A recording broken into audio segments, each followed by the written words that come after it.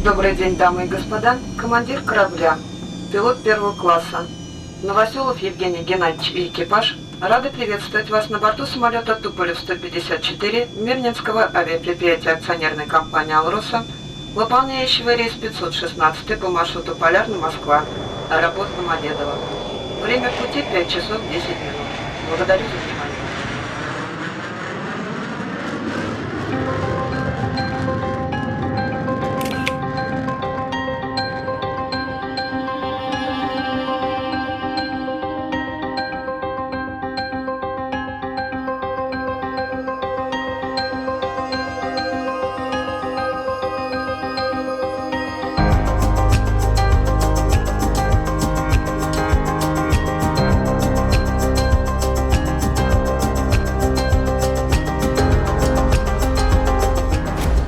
Москва-контроль.